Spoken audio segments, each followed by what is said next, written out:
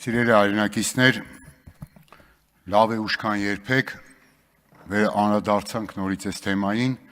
ասեմ, որ չկարողացա հարց ու պատասխանի ռեժիմին մասնակցենք, ոչինչ ժամանակ կա քննարկենք, որպես կանոն ես իմ խոստումները կատարում եմ, իսկ խոստացել էի, որ ուսանողներին անպայման դասի պիտի գնամ եւ գնացել եմ։ Հիմա բուն թեմային վերաբերող պարոն Թունյան, այնուամենայնիվ բերեք արձանագրենք, որ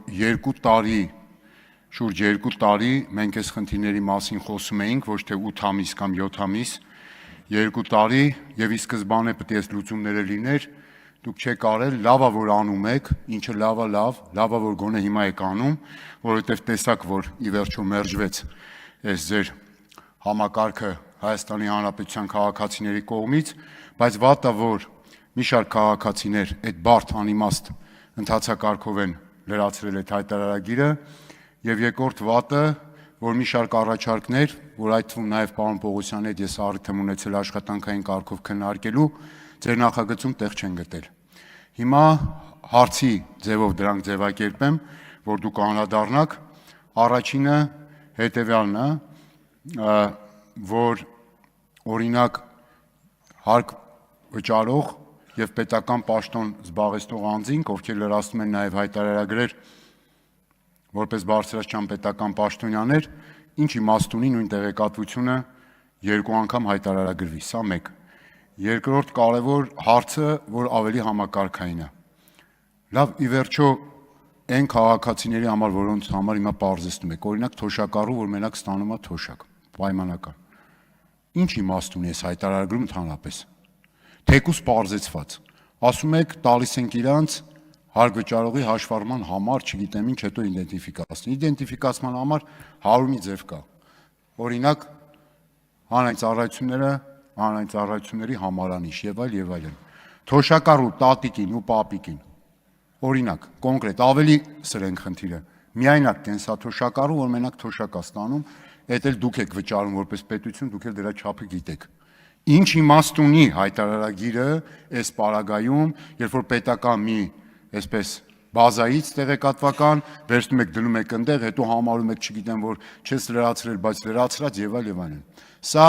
անիմաստ վարժություն է, ոչինչ չտվող եւ ընդամենը եթե այդպես է, ուրեմն այսինքն պետական կապրիզա, ասել ենք պետք է անենք կամ այլ քողարկմամբ։ Եվ ամենակարևորը, հիմա ասում եք, ախր տողատակով, պարոն Պողոսյան, որ հատուկ նաև հարցը ձեզ եմ ուղում, որ անդրադառնաք, տողատակով ասում եք,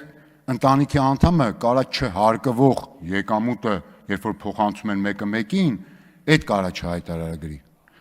Բայց այն հարցը, որ տենց էլ անընդհատ մանիպուլացվում է, արտագնա աշխատանքի մեկնողների հարցը։ Հիմա այդ մարդիկ, օրինակ, որ փոխանցում են աշխատում են դրսում, որովհետև ստեղ աշխատանք չեն գտել, այս այլ հարց է, առիթ լինի դրա մասին խոսենք, աշխատում են, վաստակում են, օրինակ Ռուսաստանի Դաշնությունում դեռևս կարողանում են աշխատում են, փող են փոխանցում, իրենց ընտանիքը պահելու համար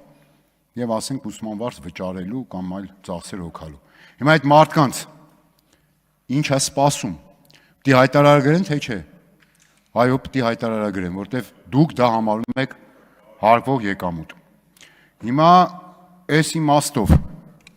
ինչ փոփոխություն եք առաջարկում։ Եվ վերջին հարցը, հիմա ես էլ